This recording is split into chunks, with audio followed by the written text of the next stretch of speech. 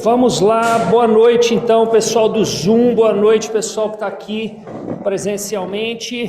Quem está no Zoom aí está me escutando? Sim, Abre o boa noite. microfone.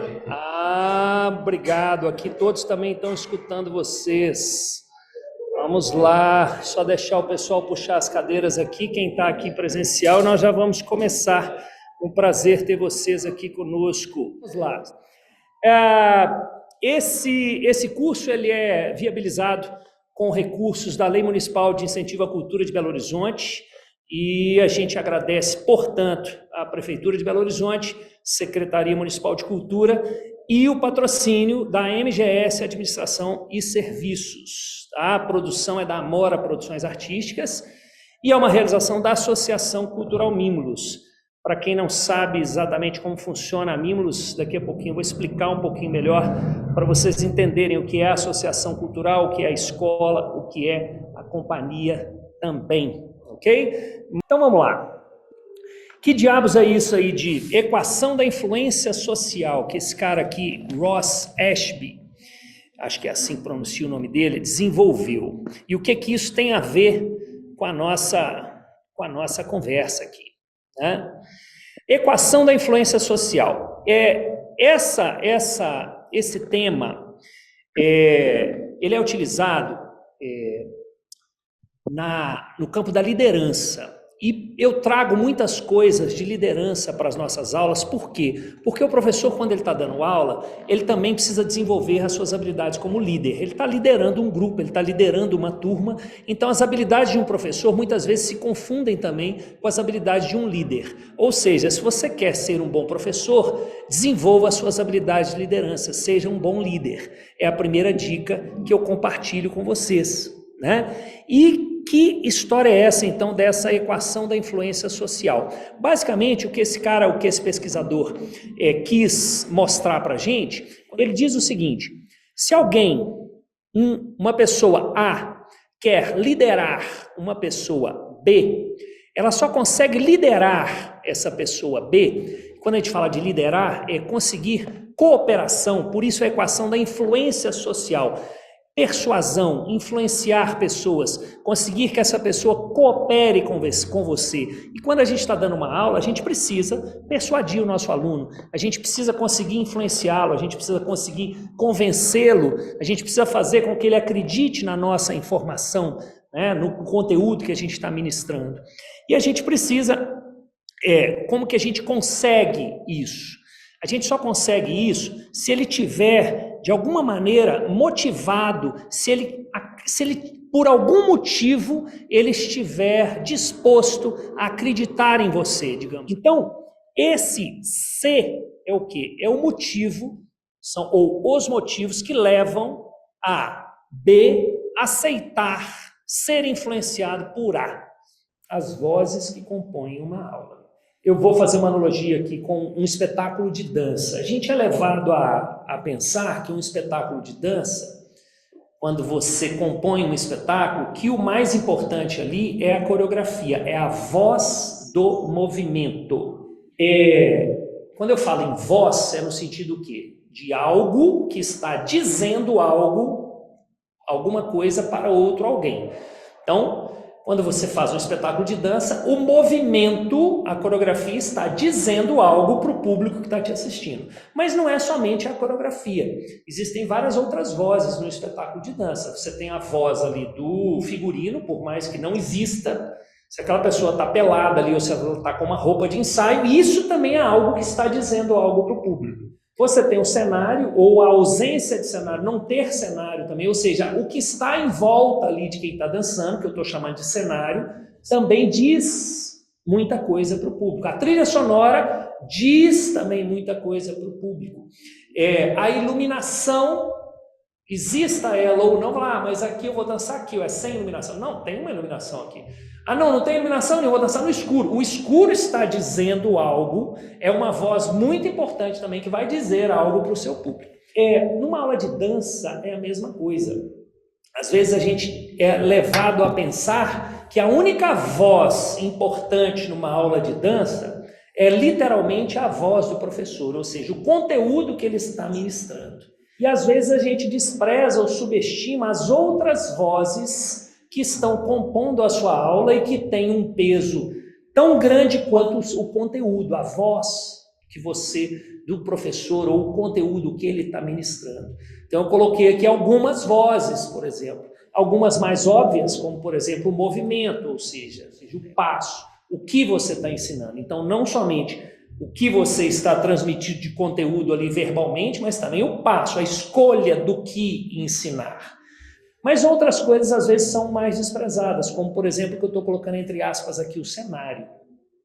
O cuidado com o que está à sua volta.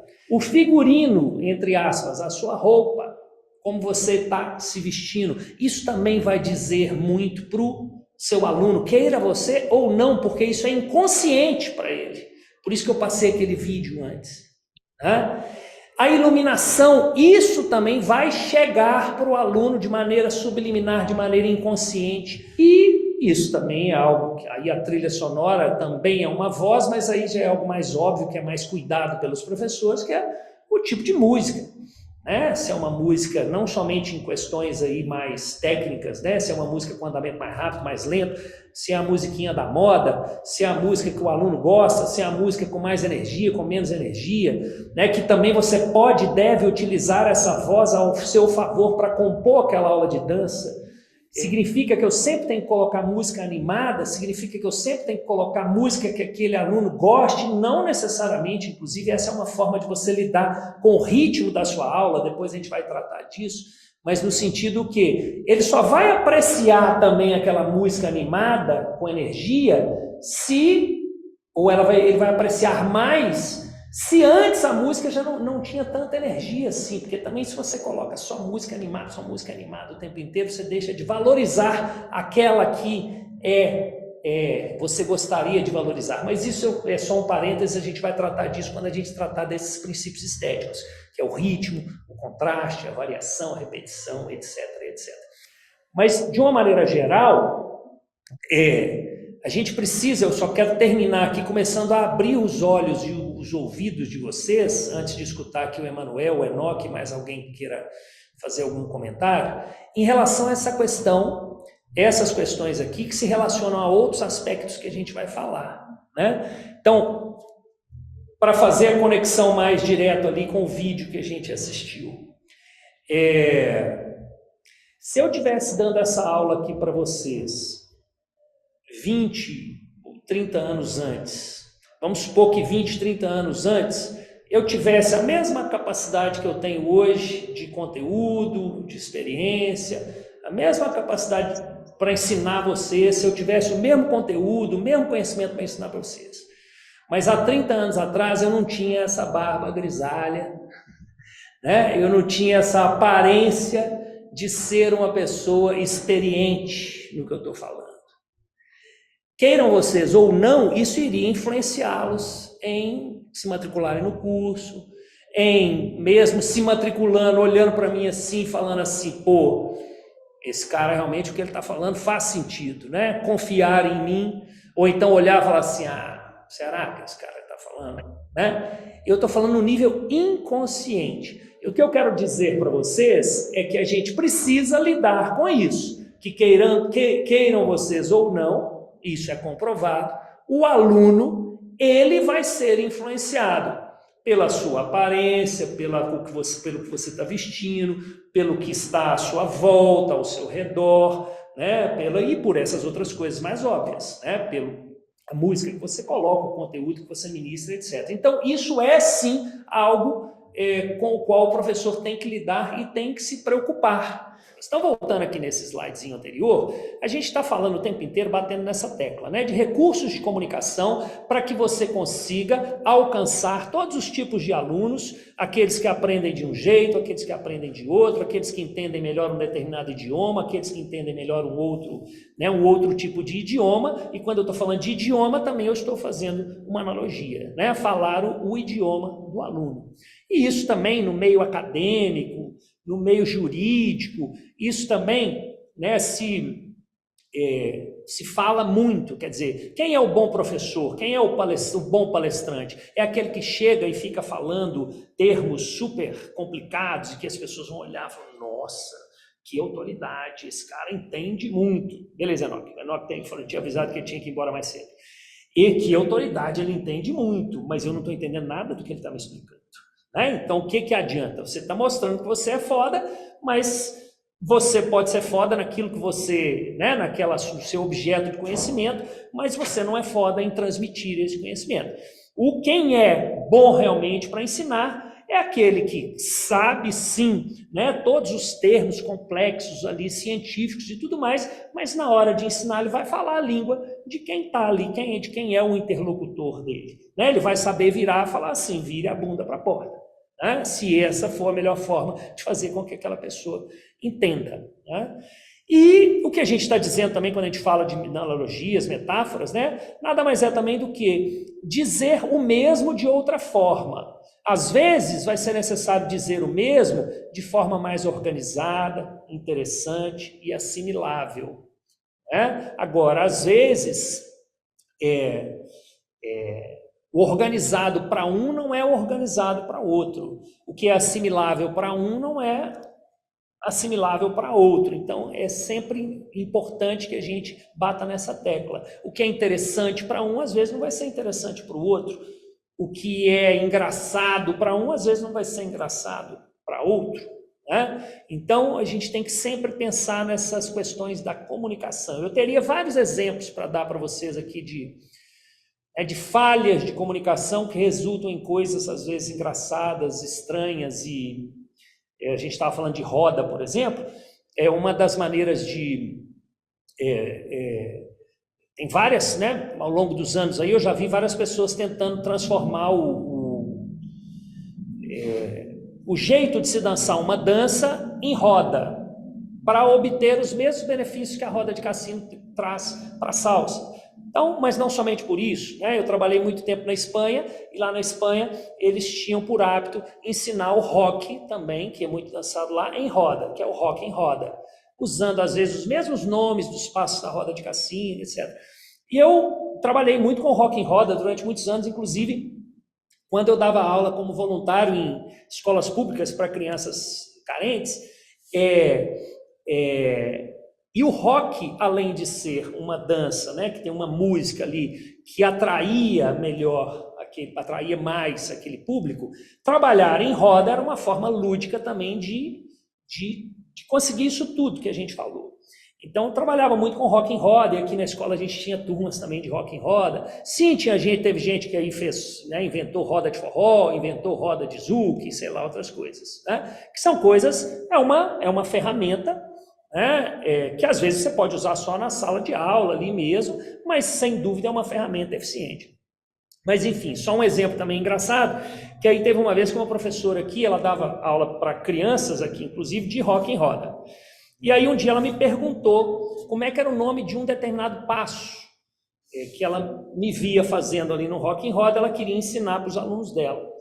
Só que aquele passo não tinha um nome específico. Eu fazia ele ali, mas fora da roda, era uma coisa assim. E aí ela perguntou, mas qual que é o nome? Eu virei para ela e falei assim, batize. No sentido assim, batiza, dá um nome você. Ela falou, beleza.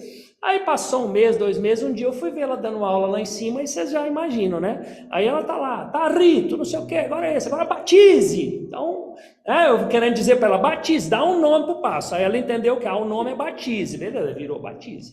Então são muitas questões da comunicação que a gente tem que cuidar muito, inclusive lembrando que a gente tem muitos interlocutores que vão entender de formas muito diferentes, e como casos também um pouco trágicos que a gente já teve aqui também, que às vezes você está falando de um jeito e o aluno está entendendo por toda a história de vida dele, por toda a experiência dele, por todos os traumas que ele já viveu. Às vezes é uma palavra que você fala, um jeito que você fala, que você olha, que você está tocando ali na ferida do sujeito. Né? Então eu estou contando esse caso engraçado, mas teriam outros também tristes que eu poderia contar de problemas de comunicação que mostram o quanto é difícil para o professor, o quanto ele tem que cuidar da forma como ele se comunica com o aluno.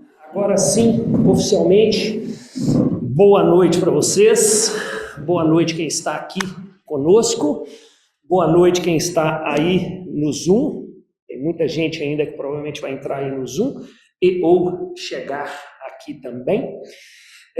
Primeiramente eu queria agradecer aqui a Carmen, que é a nossa intérprete de Libras, tornando essa aula acessível aí para as pessoas surdas. Por falar nisso, também as pessoas cegas, eu não me acostumei ainda com isso, me desculpem, mas é importante que a gente faça a nossa audiodescrição, não é isso? Então, é difícil, eu acho difícil mas enfim, eu sou um homem pardo, barba grisalha, um pouquinho só de cabelo também grisalho. Estou vestindo uma camisa cinza de manga curta com umas estampas de passarinhos. Estou usando um microfone, headset sem fio. Atrás de mim tem uma grande cortina vinho amarronzada, que é de um dos nossos espetáculos. Também deveria estar aqui a exposição do nosso acervo de figurinos, mas hoje ela já está no caminhão para ir para Ouro Preto amanhã, onde ela fica exposta amanhã, e depois, e no sábado, a gente está com um espetáculo lá também. E se eu virasse para vocês e falasse assim, a nossa aula vai durar 5.400 minutos. Não, mentira, 5.400 segundos. Provavelmente vocês iam me olhar com uma cara estranha, né? Ô, Gilmar, quanto tempo de aula hoje? 5.400 segundos. Mas eu estaria dando a mesma informação para vocês, não é isso? Mesma informação. Se eu fiz a conta certa, 5.400 segundos é igual a 90 minutos, que por sua vez é igual a 1h30. Ok? Vamos simplificar, vamos imaginar que a aula tivesse 1 hora, tá? Então, se ela tivesse 1 hora, eu poderia também virar para vocês e falar assim, essa aula vai durar 1/24 de um dia. Vocês iam me olhar com a cara mais estranha ainda, né? Mas eu estaria dando a informação correta para vocês também, não é? Porque uma aula de 1 hora, ela dura 1/24 de um dia, correto? O que eu estou fazendo nada mais é do que a gente fez agora mesmo. Eu posso escolher a unidade de medida que mais se adequa à minha necessidade. Então, para uma aula de 1h30, é melhor eu falar 1h30, 90 minutos. Qualquer coisa diferente disso, apesar de estar certo, vai soar estranho. Ok? Mas estaria certo da mesma maneira. Então, da mesma maneira que eu posso escolher a unidade de medida, né, não só para o tempo, mas, por exemplo, para o tamanho desta mesa aqui, eu posso dizer que essa mesa tem, sei lá, 80 centímetros de diâmetro, como eu posso dizer que ela tem 0,8 metros, como eu posso dizer que ela tem 800 milímetros, como eu posso dizer que ela tem diversas outras unidades de medida que vão soar estranhas. E eu posso escolher de acordo com o que for mais adequado para o entendimento do outro. Definir o tempo de uma música seria mais ou menos isso. É difícil a gente, né, marcar o tempo e o contratempo. Mas isso é um ótimo exercício para a gente incorporar. Vamos fazer o contrário agora? Nós vamos marcar o tempo com a palma, ou então com o estalinho. Vou marcar com o estalinho aqui, ó. Então, ó, tempo, tempo, tempo, tempo, tempo. E entre um tempo e outro, com um pé, nós vamos marcar o contratempo.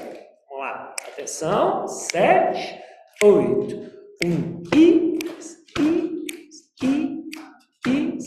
I6, I7, I8, I1, I2, I3, I4, I5, I6. Beleza?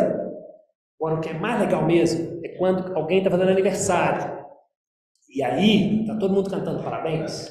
Vamos cantar um parabéns bem lentinho, um andamento bem lento. E eu já adianto um conceito próximo que a gente vai falar. Andamento. Pensar o que é andamento. Então, vamos lá. Ó. Parabéns pra você. Continua, não muda, tá? Esta não muda.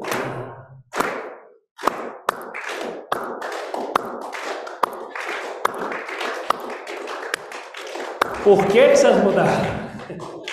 O que foi que eu fiz? Eu não sei se o pessoal do Zoom conseguiu perceber, mas o que foi que eu fiz? Eu comecei a bater palma no contratempo. E aí eu já adianto para vocês um outro conceito também. Eu estava fora do ritmo? Eu não estava fora do ritmo. Eu costumo dizer assim, para a gente visualizar, né? Se antes eu estava batendo a palma assim, ó, encaixado, aqui, ó, encaixado no tempo da música. Aí, de repente, eu comecei a bater palma assim, ó. Entre um tempo e outro, eu comecei a bater palma no contratempo. Mas eu estava dentro do ritmo da música, não estava? Muito bem. Muitas vezes, já vi muito, o professor de dança dizendo para um aluno, você está fora do ritmo. Quando, na verdade, o que ele está fazendo, né, num nível às vezes mais iniciante, é dançando assim, no contratempo. Em vez de encaixar o passinho ali do samba ou do bolero, né, no que normalmente a gente tem incorporado, né, essa batida que às vezes a gente chama a batida mais forte, depois a gente vai falar sobre isso, né, no tempo ali musical, a pessoa que é iniciante, às vezes ela não percebe isso e ela encaixa o passo desse jeito assim, ó, no contratempo. Aí chega o professor e comete esse crime de falar assim, você está fora do ritmo, quando na verdade aquele é um ser muito mais evoluído que você, professor de dança, que ele consegue fazer isso dançando. Isso que eu estava fazendo aqui, que vocês viram que é difícil, inclusive, que vocês me olham, vocês ficam querendo, né? Vocês saem do ritmo, inclusive. Ele é um ser muito mais evoluído que você, que ele consegue dançar ali entre um tempo e outro, que é dificílimo. Para quem dança salsa, isso é também chamado de dançar salsa no 2, salsa on 2, quando você encaixa a sua pisada no contratempo. Para quem dança tchá-tchá-tchá, quem nunca dançou tchá-tchá-tchá, quando começa a dançar, costuma ter muita dificuldade, porque o tchá-tchá-tchá é dançado no 2, no contratempo. Então, o que são os fundamentos? O que são fundamentos? Se a gente for no dicionário, vai estar lá assim, ó, base, alicerce, conjunto de regras básicas de organização e funcionamento de uma instituição, estabelecimento, esporte, etc. Conjunto de princípios a partir dos quais se pode fundar ou deduzir um sistema, um agrupamento de conhecimentos. Então, a gente precisa entender, para que a gente ensine bem as danças de salão, quais são os fundamentos, quais são as bases, o que define que dança de salão é dança de salão, né? E aí, independente de qual dança seja, se é forró, se é tango, se é bolero, se é samba, o que é geral que define essas danças, tudo que a gente chama de dança de salão?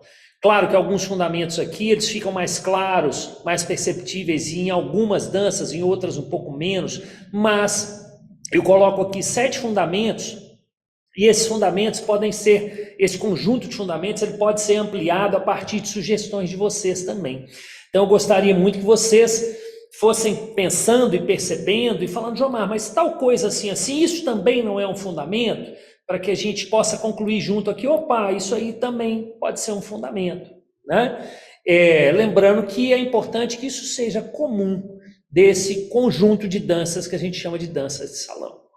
Então, o primeiro deles, que eu coloco de cara, é o que eu chamo de conexão com o par, que está relacionado com o que a gente estudou no módulo 1, do que a gente pode chamar de condução, né? Esse idioma que a gente utiliza para se comunicar com o outro enquanto a gente dança. Então, conexão com o par. Eu não precisei nem dizer que é uma dança a 2, porque se você precisa, né? Se o fundamento 1 é conectar com o par, pressupõe-se que existe um par. Então, são duas pessoas dançando que estão conectadas uma com a outra. E conectadas de que forma? Uma conduz, uma propõe os movimentos e a outra responde de forma fiel ao impulso, à proposição, à condução, podem chamar como vocês quiserem, né? Às vezes é comando, às vezes é condução, às vezes é convite, daquela pessoa que é chamada, que é denominada de condutora, né? E se a gente for pegar, por exemplo, a palavra que é usada em inglês, é líder. Então, aquela pessoa que está liderando. Lembrando que essa relação, como a gente já estudou, não preciso voltar nisso, essa relação pode cada vez mais se tornar um diálogo. Não é uma pessoa só falando e a outra escutando, né? Essa que está escutando, que normalmente é chamada de conduzida, ela também pode falar de vez em quando. Ela só não pode tagarelar, mas ela pode falar de vez em quando, ela pode propor algumas coisas de vez em quando. E o líder, o condutor, ele não é aquele que só fala, tagarela e não está aberto a escutar nada. Muito pelo contrário, ele precisa também escutar o que o outro está propondo. Então essa é a evolução, digamos assim, a última tecnologia em dança, em conexão com o par. Mas fato é que para ser dança de salão, há que existir esta conexão. E essa conexão, ela se dá, o fundamento dela é o mesmo. As bases dela são as mesmas, mas sim, diferentes danças, às vezes ela se dá de formas diferentes, até mesmo porque ela se dá através de partes do corpo diferentes. Então, em determinadas danças, essa conexão se dá sobretudo pelo tórax, pelo peito, né, que mostra as intenções um para o outro, e a gente vai falar desse fundamento aqui depois. Tem determinadas danças que isso se dá também, não necessariamente ou não somente ali pelo peito, mas se dá também, se a gente for observar o tango, tem determinadas conexões que se dão através da perna, do pé, determinados estímulos, impulsos que se dão através do pé, da perna. Se a gente pega o zouk, tem diferentes outras partes do corpo que às vezes entram ali para conectar com o par. Às vezes é uma parte do braço, às vezes é uma parte da nuca, uma parte das costas, da coluna, mas fato é que a conexão existe. Às vezes ela é física, né? Estamos fisicamente conectados, às vezes ela é somente visual, estamos visualmente conectados. A parte que a gente está entrando agora, retomando, termina o etnocentrismo europeu e começa a interculturalidade. Como assim? Até então, na primeira parte, a gente estava falando de danças e músicas europeias. Então, quando se falava de dança de salão, você fala exclusivamente de danças e músicas europeias. A partir da segunda metade do século XIX, que começam a surgir, que começa realmente, na verdade, essa interculturalidade, quando a gente fala, é exatamente o quê? É principalmente a fusão aqui no continente americano, norte, centro e sul, a fusão entre as culturas africanas e as culturas europeias, que são várias, né? Então isso é que é a principal interculturalidade. Teve os indígenas também? Teve, mas infelizmente foi uma participação muito pequena, porque eles foram, em sua maioria, infelizmente, dizimados, né? Absurdamente dizimados. Então, é este o momento, e aí, uma das primeiras coisas que a gente vai ter que entender daqui a pouco é exatamente por quê. Por que na segunda metade do século XIX? Se os africanos escravizados já estavam aqui no continente americano desde o século XVI, né? Desde quando os europeus começaram a invadir o continente americano, já traziam escravizados, então por que somente 3 séculos depois, né, é que começa realmente, que a gente pode dizer que começa realmente essa fusão? Não que já tinha começado, mas é aí que realmente isso se intensifica. Então a primeira coisa que a gente vai ter que entender é isso, uma das primeiras coisas. Por que a partir da segunda metade do século XIX? Eu vou até pular aqui alguns slides para a gente chegar nisso aqui, já que eu já toquei direto nesse ponto. Porque o período de gestação, né, quando vai nascer realmente, de todas as danças de salão que praticamos hoje, e eu digo todas mais uma vez, eu estou falando de samba, estou falando de tango, estou falando de salsa, estou falando de rock, estou falando de swing, estou falando de bachata, estou falando de todas as danças de salão que se tocam num baile aqui no Brasil hoje. Por que aqui no Brasil? Porque se você for num baile de dança de salão na Europa, vai tocar também valsa, vai tocar, dependendo do lugar, vai tocar músicas europeias, mas aqui no Brasil, a valsa você dança, você pratica, normalmente é só em cerimônias especiais. Mas num baile, então, são todas. Então, por que todas as danças de salão que praticamos hoje, o período realmente que elas foram gestadas, nasceram, se deu a partir das últimas décadas do século XIX. E aí eu não estou nem falando em segunda metade do século XIX. Últimas décadas, sobretudo a partir ali dos anos 1880, 1890, até a virada ali do século XIX, século XX. Vocês poderiam imaginar por quê? Então, se a gente pegar vários dos países aqui no continente americano, a abolição da escravatura se deu exatamente na segunda metade do século XIX, ok? E por que a abolição da escravatura foi fundamental para que realmente aquilo que já estava sendo concebido há alguns séculos, né, realmente ali fosse gestado e nascesse? Após a abolição da escravatura, os escravizados, os africanos escravizados, eles vêm para as cidades, eles vêm para o meio urbano. Tá? Então, eles não ficam mais segregados ali no meio rural, né, trabalhando no campo, na senzala. E essa vinda deles para o meio urbano, para as cidades, faz com que até mesmo a proximidade física entre culturas, entre os europeus, não somente os colonizadores, mas também imigrantes, a gente vai ver que isso também teve uma grande importância, e as culturas africanas, essa proximidade no meio urbano, porque lá no meio rural eles ficavam trabalhando no campo e os europeus ali na casa grande, né? Não, eles não se misturavam tanto.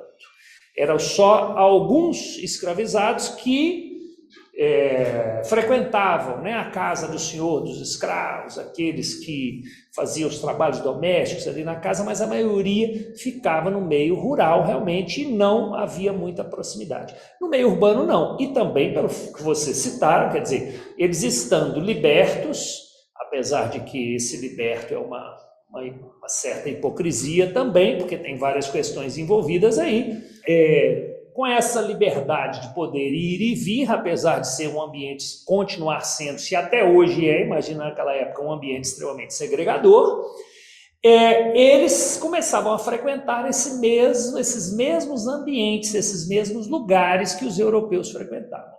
Então, essa proximidade fez com que muitas coisas se dessem, acontecessem. Tá? E aí, é legal a gente frisar o quê?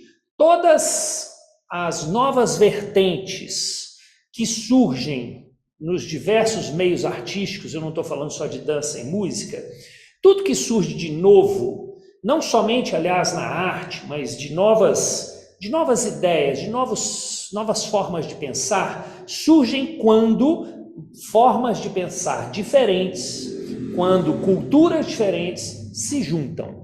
Quando a gente fala em fluxo, interrupção de fluxo, isso tem a ver também com as qualidades de movimento de Laban, que eu já citei em algum momento aqui do curso, e que eu recomendo veementemente que vocês estudem, porque isso auxilia muito para qualquer pessoa que vá trabalhar com movimento, seja no teatro, seja em qualquer modalidade de dança, você entender minimamente das qualidades de movimento de Laban.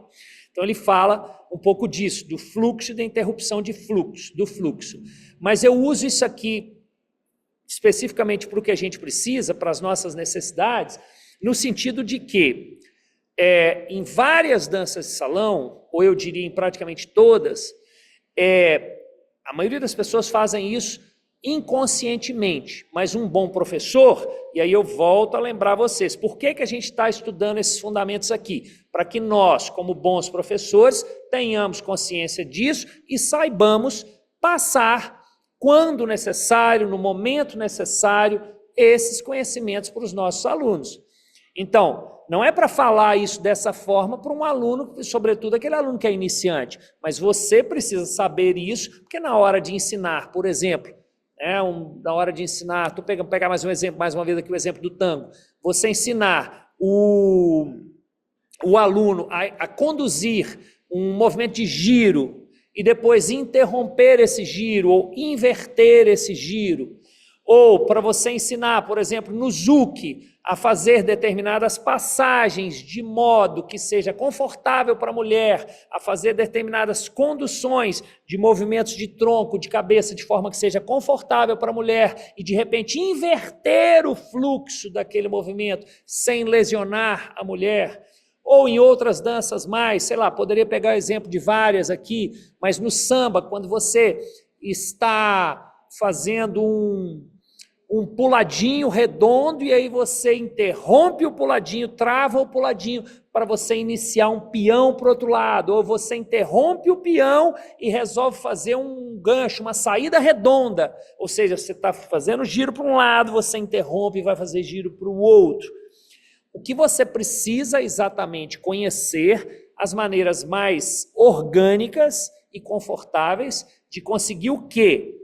Preservar o fluxo ou interromper e inverter o fluxo, ou simplesmente o quê? Preservar o fluxo e interromper o fluxo sem necessariamente inverter. Então, se vocês forem pensar, em praticamente todas as danças de salão, ou todas eu arriscaria dizer, né? Você tem esse tipo de coisa. Quando você pega ali no West Coast Swing, né, que vem um movimento em uma direção, de repente esse movimento ele é freado de forma orgânica, de forma suave, de forma gostosa, né, para ir no sentido contrário, e usa-se aquele elástico para ir e para vir. Então, às vezes, isso é de forma redonda, como eu citei no tango, no samba, como eu citei no zouk. Às vezes, isso é de forma mais linear, como acontece, por exemplo, em alguns estilos de salsa, como acontece no West Coast Swing. O próprio forró, a gente pode pegar alguns exemplos de movimentos de forró, onde essas interrupções de fluxo acontecem, seja de maneira linear, seja de maneira redonda. Então, estudar, entender como que isso se dá no movimento, seja redondo, seja linear, e estudar qual que é a melhor forma de você comunicar isso para o par, de você trabalhar essas mudanças de sentido, de fluxo, interrupções, de maneira mais confortável, é fundamental para que a gente possa ensinar o nosso aluno também, né, sobre isso. Qualquer obra artística, e eu não estou falando somente de dança, posso falar de um livro, de um filme, de uma peça teatral, de um quadro, de uma fotografia, de uma música, mas também de um espetáculo de dança. A gente pode não somente compor essa obra baseado nesses princípios, como também podemos analisá-la de forma crítica baseados nesses princípios.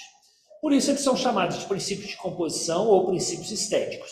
Então, eles nos servem não somente para a gente compor, para a gente criar uma obra artística, vamos falar aqui de dança mais especificamente, mas eles nos servem também para analisar uma obra que já foi criada a partir deles. E aí o que eu comecei a fazer ao longo dos anos? Então, tem muitos anos que eu trabalho com esses, baseados nesses princípios estéticos. Eu faço, né, as minhas composições coreográficas, os espetáculos que a gente cria, esses princípios me são muito, muito úteis. E aí, de alguns anos para cá, eu comecei a pensar, falei, poxa, mas isso pode ser facilmente, diretamente aplicado à composição de uma aula de dança. Na hora que a gente começar a entender o que são cada um, o que é cada um desses princípios, aí vai ficar mais fácil, mais palpável de vocês entenderem, tá? Então, a gente pode pensar que, e aí de cara é importante dizer que, não significa que toda aula ela deve conter todos esses 10 princípios. O importante é que eu faça isso com consciência. Então, eu sei que eu não estou colocando na minha aula este determinado princípio. Vamos então passar para o primeiro princípio. Eu faço, como já de costume aí em outros tópicos das nossas aulas, eu coloco aqui, normalmente, o significado do dicionário, né? Então, o que significa unidade? Se a gente pegar um significado comum aí do dicionário. Qualidade do que apresenta similitude, harmonia ou coerência com outros elementos da mesma espécie. Concordância, homogeneidade, igualdade, uniformidade. A combinação e a coordenação harmônicas das partes de uma obra, seja ela literária, cinematográfica, teatral, que produzem o efeito dela ser uma e una. Se a gente pegar, por exemplo, essa foto aqui, eu sei que vocês ainda não deu para entender exatamente o que é unidade, mas vamos lá. Do que já dá para inferir do que seja unidade?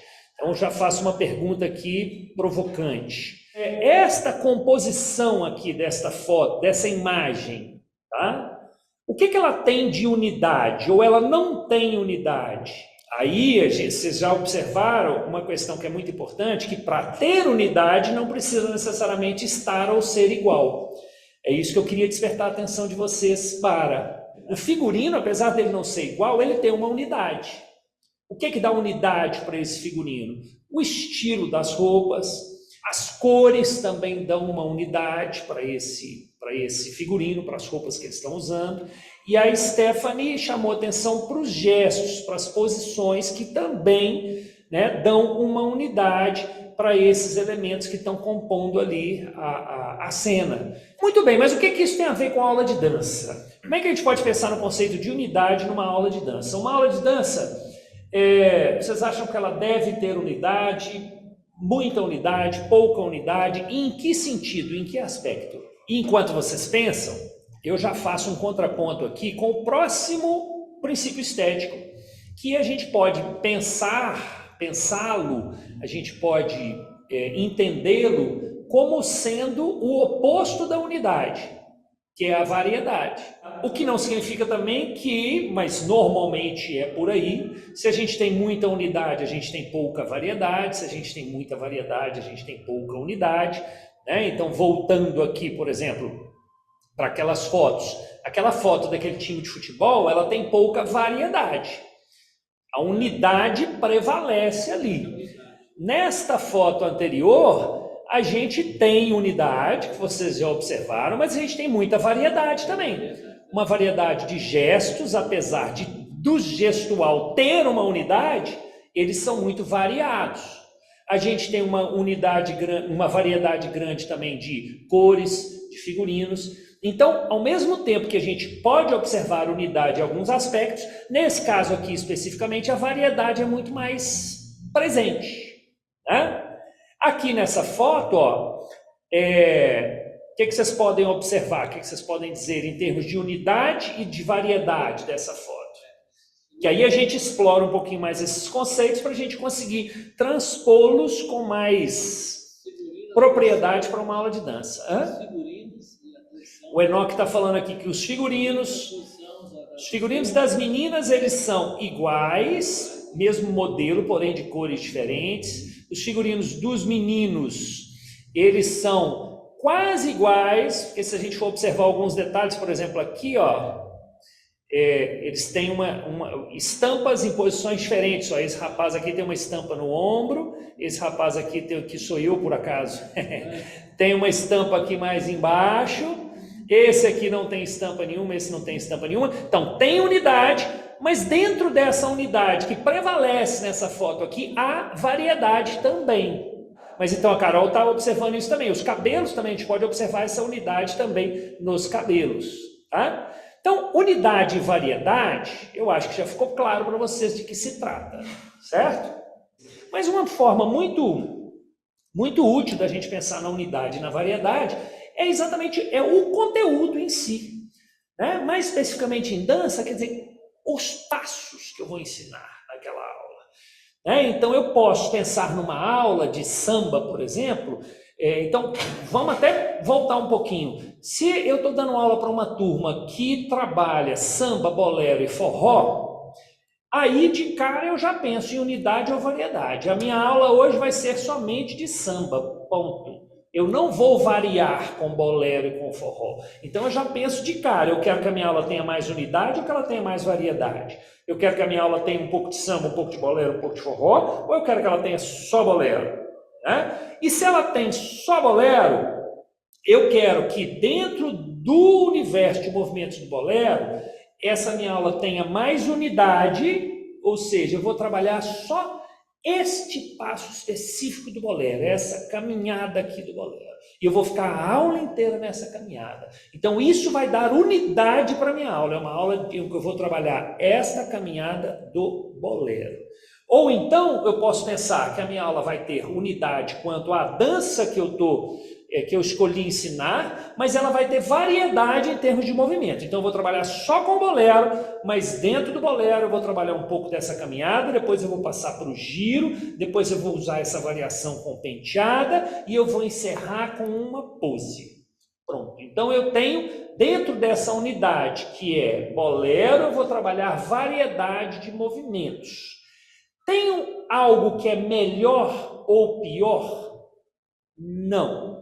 Não tem o certo ou o errado, não tem o melhor ou o pior. O que tem é o quê? A importância do professor ter consciência disto e saber usar em prol dos objetivos que ele quer alcançar ou dos objetivos que aqueles alunos que estão fazendo aula com ele pretendem alcançar.